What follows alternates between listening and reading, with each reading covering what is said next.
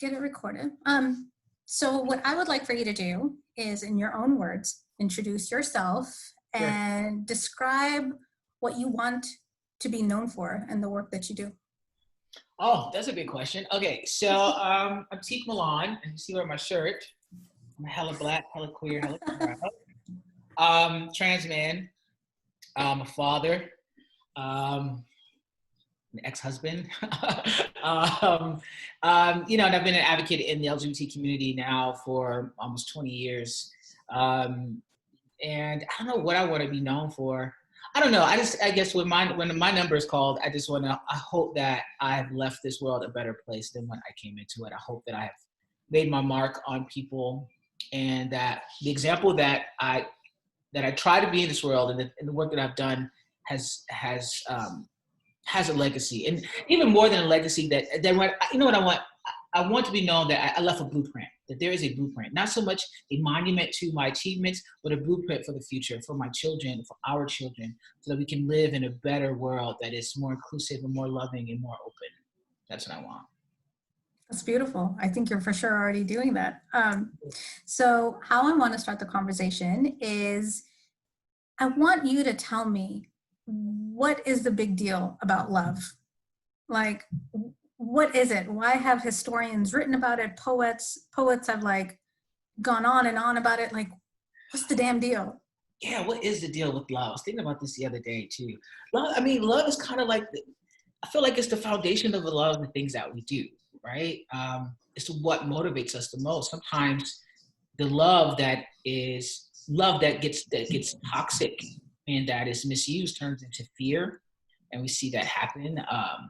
So there's that, and love just has its tentacles in so many different places of our lives. And I think for me as an advocate and as an activist, I always say that my activism is grounded in love. Like that is where we start from. So it's for the love of people, it's for the love of community, and for the love of family. So I think the big deal with love is that it is that one thing that is always pushing us, whether it's love for ourselves. So when someone says, I want to be rich, or I want to be out of debt, or I want to achieve all of these things, you're doing that because it comes from the love for yourself, or for the love of your children or your family. So it's always the thing that is driving us. And sometimes it may look differently, but love is the driving force. And I think love is one thing that sets us free. And I think love is one thing that makes us bigger and makes us better. So focusing on loving ourselves, focusing on loving people for exactly who they are and how they show up is important. Loving the struggle and loving the process is important, So like love is what kind of permeates everything that we do. And when we really get in tune with it, and when we can see it, it's really a beautiful thing. It just makes your heart so full. It makes the days brighter, So love is everything. Love is everything. I have it tattooed all over. I have this right here. It says, "Love you, mother." This was my mother passed away 6 years ago. She used to always send me cards. And this is how she would always sign it. So I've got this tattooed here. I have "I love" written across my chest, because I love really hard, But love is it. Love is all you got. So yeah. Why is it, and I don't know if this is the same for you in your experience, but definitely for me, why is it easier to love others, have love for others, versus for yourself? Oh, that's a good question. And I struggle with that too. Sometimes I feel like I give more love to other people than I give to myself. And no, that's hard. I think sometimes we can see other people's worth easier than we can see our own. We don't believe that we're worthy of love. Sometimes it's easier for us to really sit in this place of where we may fall short, or where we may feel like we're failing, and convince ourselves we're not worthy of love. I think sometimes people think that if they just give more love to other people, just give and give and give this love, that it will be reciprocated. And then when it's not, you feel even worse, and you keep doing it. And then you start loving the wrong people and loving the wrong things and loving toxic things, thinking you're going to get it back, but you're not. You can't. You got to plant these flowers here first before you do it out there, And I think that that's a big thing. How do you become that self-gardener, right? Like, I think, like, especially for me, it took me having my daughter to see that. And it was because I had a girl. I was just like, ooh, I don't want her to be like me. I want her to be more confident. Like, that's the place it started from. And then it took me to, okay, well, I need to be that first for her. So it took me having my daughter at 38 years old. So I spent a good chunk of my life just like doing that outer loving before finally realizing that I needed to start planting those seeds in me. So it's just like, how do you even start? So okay, my question for you is then how has that changed you? Once you said, you know what, I'm going to plant these seeds here and not here. What shifted for you? Oh my God. It's like life. It's like I literally see my life in pre-Aliza. Aliza's my daughter's name. Pre-Aliza and post-Aliza. And the person that I was in pre-Aliza, still highly achieving, highly successful, all of those things, but it was coming from a different place. Whereas now I'm still succeeding, I'm still achieving, but it's coming from a way more open, more brighter space because I am now starting to love myself. Like before, there was no confidence there. I'm like, ooh, I gotta fake it till I make it. You know, gotta look good on paper. Where now I'm like, I'm the shit. I'm pretty good. So now I'm gonna do it. So it took my daughter to kind of then put that mirror in front of me, be like, you need to work on yourself. Yeah, for sure. I love that. So how have you, in your experience of love, there's that big saying, like it's better to have loved and lost than to never have loved at all. I agree. Why? I agree. I mean, loving someone, because that's really talking about like loving another person, right? I think being able to love someone is just the best feeling in the world. It really is. And loving someone with your whole heart, like being loved feels great, feels awesome. For me, giving love feels really good too. The people that I love, like I fucking love you. Like, I love you down, you know, like my love is really, really intense and I take care of the people that I love and I like doing that. And I think that it is better to love than to lose isn't loved at all.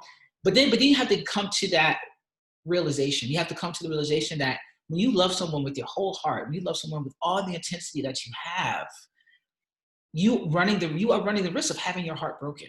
You're running the risk because, you know, when nothing lasts forever, whether you break up, whether, you know, you drift apart, things fall apart, whether somebody dies, you know, like, yeah, that happens. And that is a part of it. That is the risk of giving really good love. And I think that the reward is greater than the risk. You know, I've had my heart broken. I'm sure I've broken some hearts. Like losing my mother was probably the biggest heartbreak in the world. A person who I loved absolutely the most in the world. But here I am, we're gonna be surviving and thriving and being okay. Like you will be okay. But I would never, ever, ever trade in the love that I had for my mother. You know, me and my ex-wife broke up. There was love there. You know, things kind of went to shit, but so what? It's all worth it. It's all worth it. So, and you know, and I'm the type of people I say, you know, I jump into things quickly. I get in relationships quick. I move fast. I'm like, oh, I love her. You know, and I do. Because when I feel it, I feel it. And girl, I love you. And here I am. Here I am. Now, here I am. If we work, great. Awesome. If we don't, you know, I'll cry about it and, you know, I'll spiral down a little bit and I'll climb the fuck out of that shit and I'm going to love again. And I'll be just fine because it's worth it. The reward is so worth it. So yeah, love. Keep loving. Have your heart broken. Fall down. Dust yourself off. Get up again and love harder and love better. And keep loving. Keep doing it. My God, listening to you talk, I'm like, yeah, let me go out there. Let me go hurt myself real quick. It just sounds like fun. I mean, break my own heart. For real, but that's some deep pain though, right? Because it's just like when we think about skyscrapers being built, the foundation has to be as deep, if not deeper, for that height of the building, right, to support. So the love, like the deeper and the more love you're giving, then like you said, that's the amount of risk. That's potentially the amount of pain you're going to feel if things go back, right? Yeah. And so to be real with themselves. Like, and I think it's important when people say, like, I can't be in a relationship right now. I can't do this right now. Because if you cannot do it, then you are not at the place where you're going to be capable to get through the risk of being hurt, the risk of being betrayed. That is the risk you take when you love someone really, really hard. And it really takes a person to be able to know themselves, say, you know what, I'm not in a place to love anybody right now. I gotta plant here. I gotta do this here. I gotta do this here first. So do the work first. Do it. And then once you're like, okay, I'm strong enough to love somebody and I know that there is a great risk here and I'm ready to take that risk and put yourself out there. But if you're not ready, don't do it because it destroys people. People get their heart broken and they literally lose their minds. People crack. So that's where that self-love becomes even more important, right? Because that's your foundation that you're going to always go back to no matter what happens on the outside. You've always got this backup Yeah, here. need that. That self-love is first. That's love of self and love of God. However people have it, whatever spiritual connection that they have, that has to be there. That has to be there before you can go out here and start loving up on other people. Um, if you're not ready for the risk that comes with it. So what has been your journey, or what have been some pivotal moments in your journey to kind of develop that self-love for yourself? Because you seem like your energy is like coming through. We're like coast to coast here. You're in New York, I'm in San Francisco, but I am feeling your energy. And what has been your journey through this all? What has been my journey? I don't know. I've loved a lot. I've lost a lot. Um, I think for me, really, my experience as a trans person, as a transgender man, has been monumental for me. I think, transitioning really brought me into my most authentic self. It made me love myself even more. It brought me closer to God, because it's like, I think, the one thing that God intends for all of us in this world is for us to be our best selves. That's the only thing that God wants from us. Like that's the love, right? So that's the love of self is getting out here and saying, I'm gonna be my best self. And God gives us a path for that. And I think me transitioning was my path. And so I came into that transition was really just an abundance of love for me. It was just giving all these flowers to me, even though it was hard and I went through some hardships or whatever. I came out loving myself even more. And that journey, not only did it bring me a lot of self-love, just really grateful. Just really grateful to the family that supported me, grateful to have the privilege to be blessed enough to live and thrive in New York City, where it was easy for me to access like healthcare and any kind of mental health care that I may have needed along the way. Family and friends who supported me, an amazing queer community. So I just made me really, really grateful. It just really just filled me up. And it's like, I gotta give this out. I gotta give this out to someone. And I think it's a really privileged position for me to be in, because a lot of people go through this journey. A lot of people have journeys across their life trying to get to their best selves, and it doesn't turn out as well as mine has. And people are deterred and people are betrayed. But I've been really, really blessed, and I think that has really connected me to the love in this world. And then also, I'm a very spiritual man. I really am really connected to God in a way that is really me and my God have a thick kind of love going. You know what I'm saying? And it keeps me grounded and it keeps me in a good space. It keeps me knowing that even when it's hard, even when I watch my mother wither away and die from cancer, even when been cheated on, I had my heart broken, I've had people I thought were friends not be my friends anymore. Okay, it's all right, but God got me, because the love is real. The love is always real, and it's always there, and it's always in abundance. And I think that has helped too. This journey, I've experienced so much love. I mean, like I said, I've had lots of losses and lots of bullshit as much as anybody else. But the love is always there. It's always in abundance, and just being really situated in that belief keeps it coming to me. I don't ever question. I don't work from a scarcity model when it comes to love. That's not scarce. Loyalty may be scarce for some people. Trust may be scarce, but love ain't. Love is always real. It's always in abundance. And I think just coming to these realizations and to these truths have helped me on this journey of just being a man of love. You made a very important point about mental health. Now, in my culture, I'm South Asian from Pakistan, Muslim community.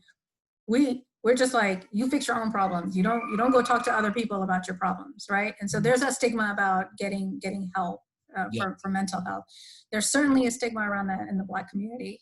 sure. So how did you break through that? Was it a breakthrough, or was it like a natural thing, like I need help, I need to talk to someone, or was that kind of a journey for you as well?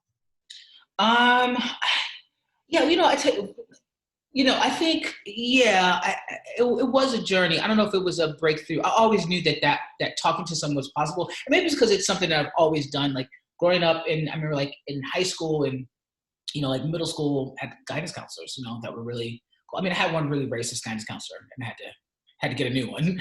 But I always had guidance counselors that I talked to. And then I remember when I was coming out as a lesbian. You actually spoke to the guidance counselors?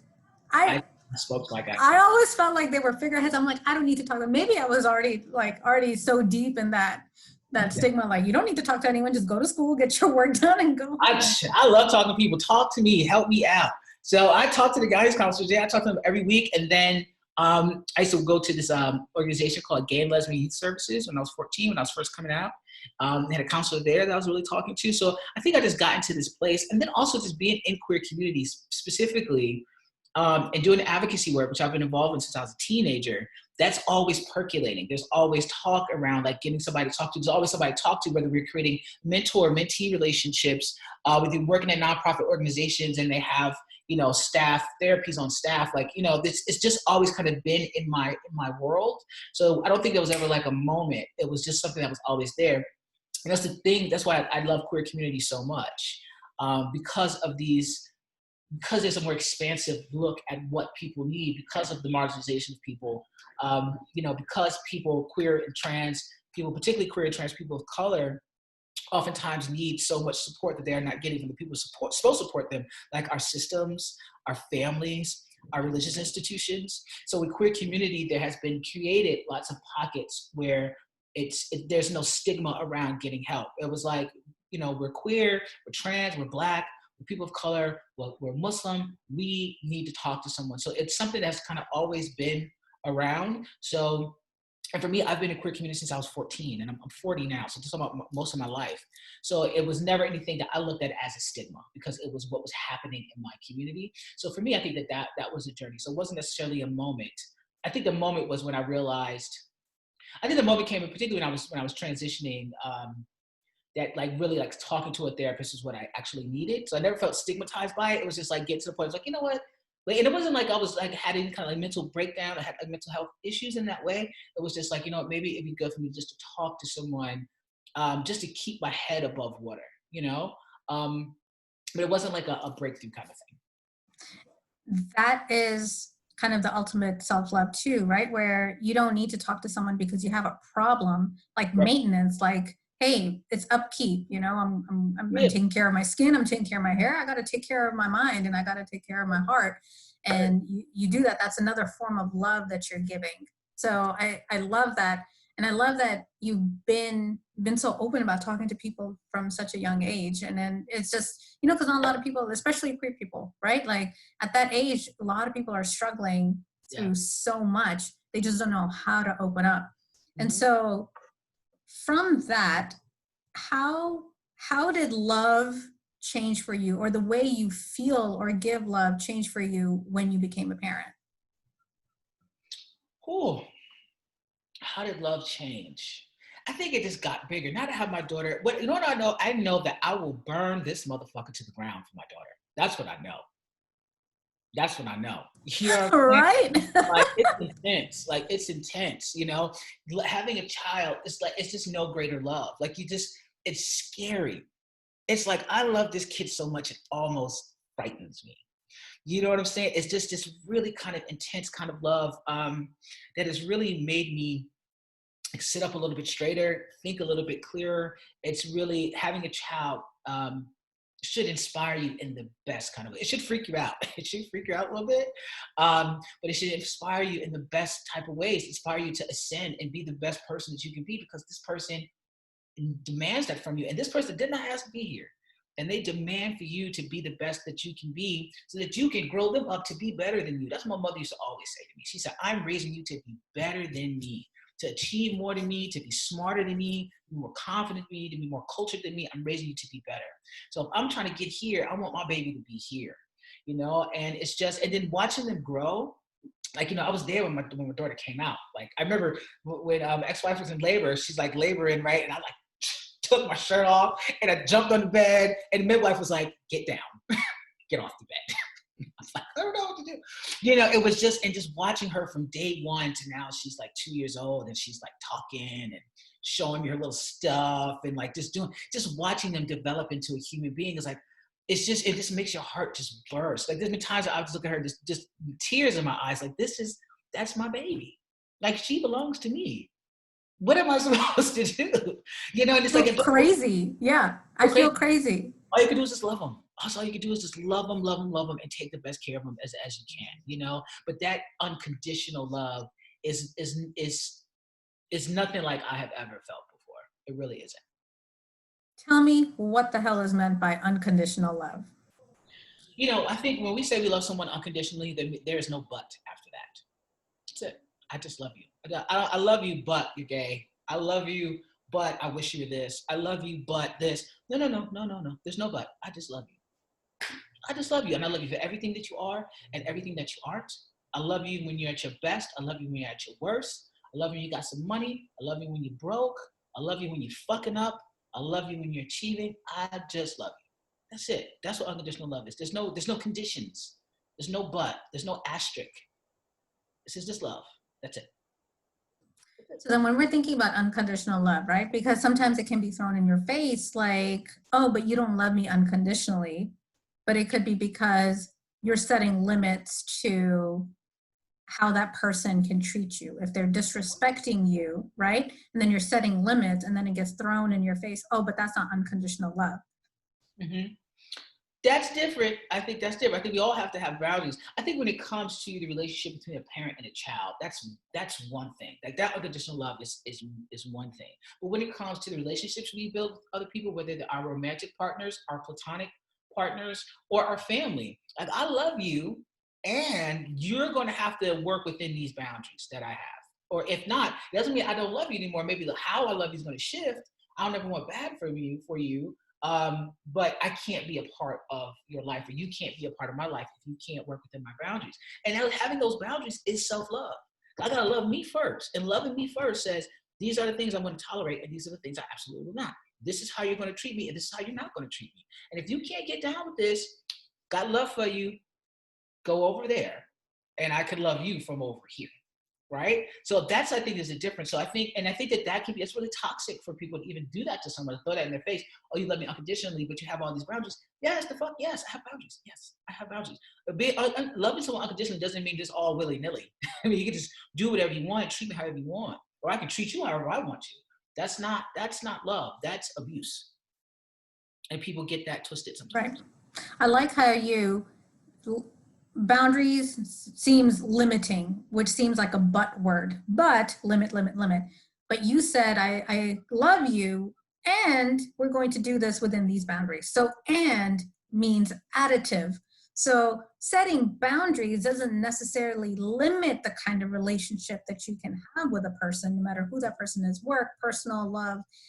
It's just defining a little bit like the space that you guys are going to play in, right? Mm-hmm. So, and that space can be wide, it can be expansive, but you need some direction on how to go, and where to go, and how to do it. I really like that. Definitely. So how do you do that as a parent with kids? Well, my daughter is only 2 now, so and she lives in Toronto with her mom, so I don't get to. I haven't seen her since February because of Corona. I was supposed to come down there. I was seeing her once a month. I was flying to Toronto once a month to see her, talking to her almost every day. Then Rona hit, and I haven't seen my baby since February. So that's been really hard. That's been really, really hard. But I did get to talk to her. I made a little. Let me show you. I'm so proud of my little thing I made. I made her a little hand puppet. Oh, that's so cute. So that when we talk, I talk to her like this, tell her to eat her vegetables and make sure she's nice to her mom and doesn't hit her dog.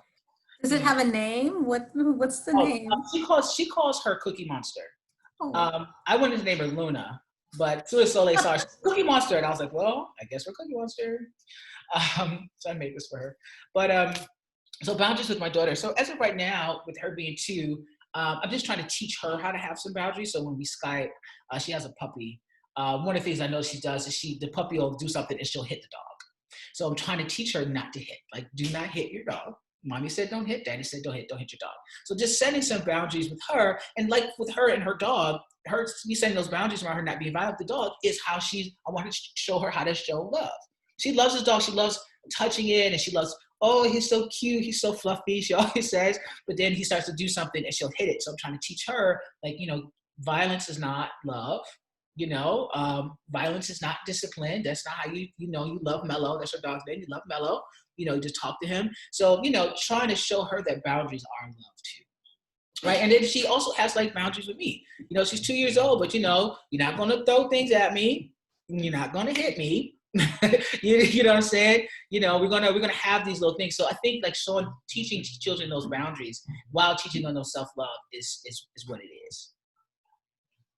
Do you think that she will become a young woman, she's a little girl now, raising a girl, growing up, it was hard for me to have self-love, right? Because of whatever, right? From society, cultures, family, whatnot, which has made me a more aware parent now with my daughter. So having her build that confidence, letting her take risks, you know, not to have fear in her, and really to cultivate that love. It's like, I know you don't have a son, but do you think you would be raising a son differently than how you're raising your daughter in terms of the love?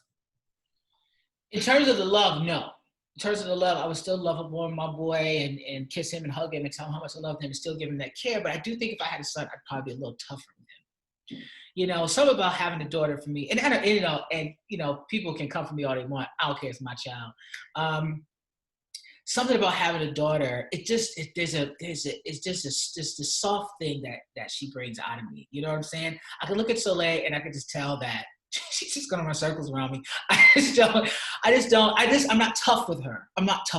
You know? And also, and the thing is, you know, I see this often in communities. I don't want to speak for Black people, but I'm sure this happens throughout the world, throughout many cultures, where people, you know, love their sons and raise their daughters, as they say, you know, and I need to find that sweet spot between loving and raising, you know? And I do sometimes think about if I was to have a son, because I would like to have more kids maybe one day, you know, we'll see. Can I find that balance with a boy? How do I find that balance with the boy? Because I know I'd be tough on him. I'd be hard on him. Little Black boy, like I gotta be tough on him because I'm not hard on you now. This world's gonna be hard on you out here. But not to say that then the world's not hard on Black girls either, though. That's the thing. It's hard because the world is hard on Black people, period. It is. And but if we think about home being that safety, our parents being that safety, because I hear that a lot. I've seen that a lot. I felt that a lot. Like, you know, the world is hard and I'm going to teach you now so that you can buck up. So it's just like, then we think of the parents as, well, I never got love from them. Yeah, but I don't think like being hard or being tough doesn't necessarily have to look like abuse or like anger, you know? I'm trying to think how to say this. If I had a son, there's so many messages out here in the world that I feel like the messages that young men are getting out here in the world sometimes can be stronger than the messages they get home. So I know some young boys, teenage boys who have amazing parents, you know, who love them, trying to teach them to be good Black men, and then they get out here in the world and everything is teaching them how to be trash bags. And then they turn into fucking trash. I'd be damned if I have a son and he turns into some toxic, awful trash of a human being. And that's the thing. So it's like, how do I keep my son from, how can I make sure that the lessons that I have at home are stronger than the lessons that he learns outside? And I think that's the toughness.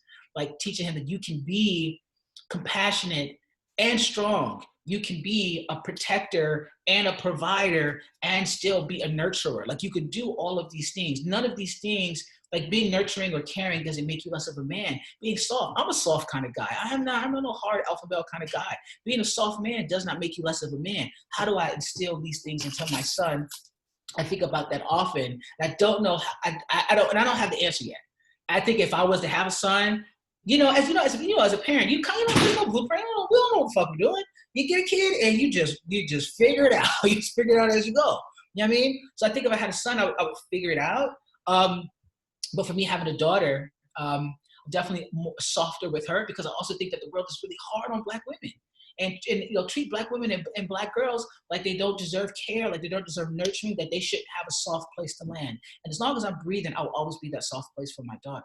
And to let her know that, you don't have to be the strong Black girl, Black woman. You know what I'm saying? You don't deserve to be over-sexualized. You don't deserve to be shamed if you are sexualized, if you're a sexual person. Like, as a man, how do I teach my daughter to love every part of her womanness? If she decides that, the gender that she was assigned at birth is the gender that she is going to that she's going to identify with, right? So assuming that that's true, as her father, I want her to feel good with every part of what it means for her to be a girl and every part of what it means for her to be a woman, and make sure that I can counterbalance the messages that she is getting about her body and her skin and her hair and her intellect and her ability. So there's that. And for me, I feel like there's a softness that I'd have to bring to my daughter, whereas with my son, there's a toughness that I have to bring with him. You know what I'm saying? So that's, Yeah, that's that's making right. sense, but yeah. It is. I mean, as much as it can, right? Because we're, like you said, we're just moving all along as parents. But it's just like that notion of, we hear it a lot, right? Strong Black female, strong Black woman, strength and females. Women are expected to be strong, and it's not the type of strength that empowers. It's a No, kind of strength where people will say or expect that they can shoulder more burden. Like, go ahead, keep piling on, keep piling on. She's strong enough. exactly. And I can't have that with my kid. I can't have that with my daughter. And I don't ever want her to, I want her to be a strong person, but I don't want her to ever think that you being strong means everybody can just pile this shit on you and then you have to take it. That's what it is. Being strong is saying boundaries. Being strong is saying no. No is one of the most powerful words in the world, right? Your ability to say no is you claiming your power. Me being able to say no to you is saying yes to myself. So I always want my daughter to know, say yes to yourself and say no to this shit out here. No, I'm not doing that. No, that's not who I am. No. And I want her to understand that. Even now, she tells me no all the time, and I just think it's so funny. Like, we were on the phone the other day, and she kept messing with the camera. I said, go tell mommy to help you. She said, no. I said, Soleil, go get mommy so she can help you with the camera. No. I said, you know what? All right, that's my baby. Okay. No, it is. You're right. Because I'm like, if I want her to say no outside, she's got to practice at home first. So she's telling me no, and I'm just like, practice. This is practice. This is practice. It's practice. Yep. So that's awesome. What would this world look like to you if there was no love? What would this world look like? What would be left of us if there was no world? With no love. We walk around here about like a bunch of just individualistic, violent zombies. You know, love is what really makes the world go around. And then I'm just looking at, what's happening in the world now. There's a lack of love in the world now, and we see it. I mean, for me, I've been thinking about this whole Corona thing. Tomorrow's going to be my 60th day in quarantine. And thinking about what this comes from, right? So, okay, so just go with me here. Just go with me on this thought process. So I was writing about this morning. So we have this virus, right? And I think oftentimes what people think is that this planet is just a rock that is floating in the space. This planet is an actual living thing. We are on a living organism. This planet breathes and it bleeds and it creates life and it takes death and it mourns like we see it. And what we have been doing through all of our pollution and our factory farming and just exploiting this planet is we're making her sick. We're making her sick, right? And so they say that the virus started at this Wuhan market. So I was watching this video in this market. Like, in this market, you got thousands of people, you got dead animals, you got animals that are just careened into these cages. And so you talk about like the spin out. Every living thing on this planet has a spiritual mark, and we are all connected. Every living thing on this planet is connected. And every living thing is connected to this planet. So here you are in this massive place where you got all of this despair from these animals and all this death, these animals, and people who are in despair, who are just working so hard to make a living, and they're surrounded by all this death and all this despair. And that became like a wound, right? So think of this earth as a living thing. That spot right there is not the only wound in the world, but it's a wound, that this big gash that we have created for this planet. And this planet said, well, now I have to heal. And so her way of healing was this virus, right? So now this virus is released into the world. And what did she do? She told us all you humans are in timeout. Take your ass home and give me some time to heal before I'm not here anymore. And I think that this whole virus, this whole thing that we're in, is a lack of love for our planet. It's a lack of love for the lives, the other sentient beings that we are connected to, and a lack of love for each other as human beings. And so the planet said, well, what I'm going to do, I'm going to make this decision to take care, to love myself as the earth. The earth said, y'all are not loving me anymore. I'm going to love myself. I'm putting all y'all asses in time out. Give me some time to heal. And now she's healing. Now they got dolphins swimming in the Venice Canal.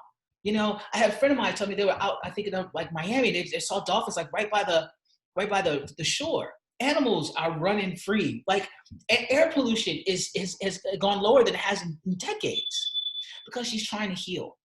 So what we're living in right now, I think, in a way, is a result of the lack of love that we have on this planet and for one another and for this beautiful planet that we get to live on. So I'm hoping that when we get out of this, however long it's going to be, because I think it's going to be a minute, that we've learned our lesson, right? We got put on punishment, okay? We all got grounded for a few months, and I hope we come out and don't make the same mistakes again.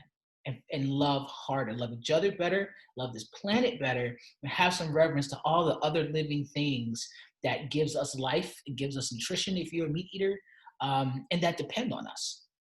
So that's what I think. I don't know if I answered that question, but That was great. I mean, it was because, but your question about, or your statement about once we get out of this, I hope that we've learned our lesson. Being humans, we're humans, but we sometimes have goldfish memories, right? Where we're like, one round of the bowl, we're like, oh, okay, it's cool. We forgot whatever it is that we just came out of. But I really hope that this leaves a big enough mark where we improve even just a little bit. Maybe it doesn't have to be big sweeping changes that we make, you know, with each other to our lives, but even just a little improvement felt around the world, I think, will be helpful. It's just hard for me. I've been sad these past few days because of, like, you know, the jogger that was murdered, you know, while he was jogging. And it's one of those things where it's not the first time something like this has happened. oh no. It happens over and over and over and over and over and over again. I'm so sick of seeing these videos of Black people being gunned down the street. It's happening. It's been happening since we've been here. Yeah.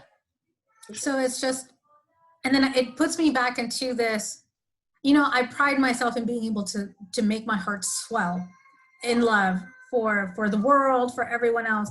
But then it's moments like this where then I retract and I'm just like, this is really pissing me off. Mm-hmm. And no matter how much love I can create, you know, sitting on my meditation, my prayer rug, my anger is still bubbling deep down. Yeah. But that's okay. Like, anger is real. Like, anger is a real feeling, and it comes from someplace. And I think, like, sitting with that anger, sitting on your meditation rug and your prayer rug and being angry or feeling the tears and wanting to scream, like, feel it, go through it, break through that shit, and then see what's on the other side of it. But I don't think we should ever discount anger. I'm angry too. I'm pissed about what they did to that boy. I'm pissed about this trans woman, Nina Pop, who was just stabbed to death for no reason. This other trans woman who I used to work with, Lexi, was stabbed to death in Harlem a few weeks ago. Like, I'm angry. I'm angry. I'm angry that all these Black business, 90% of Black businesses are probably going to go out of business because they're not getting these loans because white people are racist and their systems are racist. I'm fucking mad all the time. I'm mad all the time, but I still got a lot of love. I still got a lot of love. But the anger comes from that love, for the love of my people, for the love of, like, justice, and for the love of what's right and what's righteous. Like, that's the things that I love. And when the injustice comes, it makes me angry. And that's okay. That's okay. The anger doesn't have to be violent. The anger doesn't have to be callous, but it's a real emotion, and it's a valuable one, I think. And I like that you're saying that they can both live, they can sit next to each other. Love and anger can sit next to each other. You ever, like, been in a relationship and you love this person so much, but suddenly, like, I'm so fucking mad at you. I love you. God, I'm mad. Oh. I say that to my daughter. I'm like, oh, you're pissing me off, but I love you so much. I just get my last nerve, my last good nerve. Get on it. You're on it. You're hanging like this. Yes, I am definitely practicing those two sitting with each other, and I'm grateful for my daughter to give me that opportunity to practice that, because sometimes anger, like, I know I've hidden behind anger. I'm like, nope, I'm going to shut off my emotions for you because I am angry. But with my daughter, it is impossible for me to turn off the love for her. Yeah. Like, she tried to bash me with the TV remote yesterday. And I'm like, what? But the whole time my heart's pumping, like, God, she's so cute. God, I love her so much. How old is she? She's trying to win me. She's 3.5. Oh, so cute. The girl's like 13-year-old. She was crying yesterday because I wanted to close the curtains for her nap, and she was just like, "You don't understand me." I'm like, "Where is that coming from?" So yeah, I love this new practice in love that I'm getting. But this is amazing. It's your activist love, your activist's perspective on love is so amazingly powerful, because what you're saying is just that love is fueling you to do what you do, and you're giving this love to everyone to help them do what they need to do.